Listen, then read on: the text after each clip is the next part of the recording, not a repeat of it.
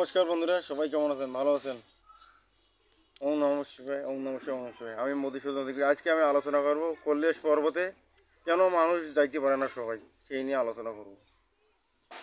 কৈলাস পর্বত হচ্ছে ভগবান শিবের নিবাস, এটা আমরা সবাই জানি। কৈলাসে থাকে স্বয়ং দেবাদিন মহাদেব, যাকে আমরা শিব বলি বা শিব পার্বতী থাকেন।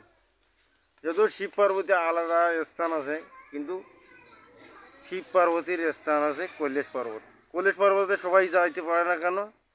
কারণ সেখানে পাপী যারা পাপিষ্ট তাদের তারা যাইতে পারবে না। কারণ সেখানে তুষার ঝড় হয়। এমনকি যে কোনো হিন্দু হোক, সেখানে সবার পক্ষে যাওয়া সম্ভব না। খুব সামান্য লোকেই ওখানে যাইতে পারে। যদিও যায় তাহলে মহাত্মা নেই, মনে ঋষি, তার মধ্যে জ্ঞান থাকতে হবে, বুদ্ধি থাকতে হবে, সততা, মনুষ্যত্ব, বিবেক, এগুলো গুণ থাকতে হবে। এই টাকা পয়সা ধন দৌলত নিয়ে থাকিয়া ওখানে কেউ যাইতে পারবে না, যা অনন্য জ্যোতিষীরাও বলতে পারে না সহজে। কৈলাস পর্বতে তারাই যেতে পারে যাদের মধ্যে দিব্য দৃষ্টি থাকবে, পরম ব্রহ্মের জ্ঞান থাকবে, এবং যার মধ্যে দেবত্ব আচরণ থাকবে।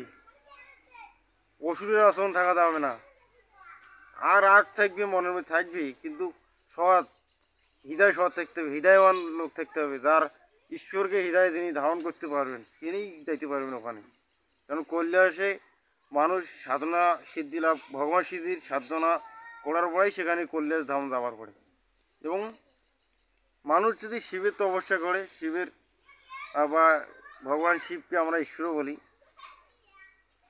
শিবের তপস্যা করেন, তাহলে মানুষ ভগবান শিবের উপাসনা করিয়া মোক্ষ লাভও করতে পারে।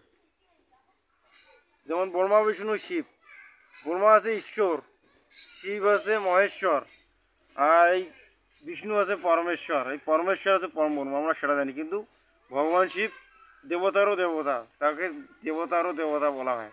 এই জন্য শিবের উপাসনা করিও আমরা সঠিকভাবে ভগবান শিবের উপাসনা করলে মোক্ষ লাভ করতে পারি।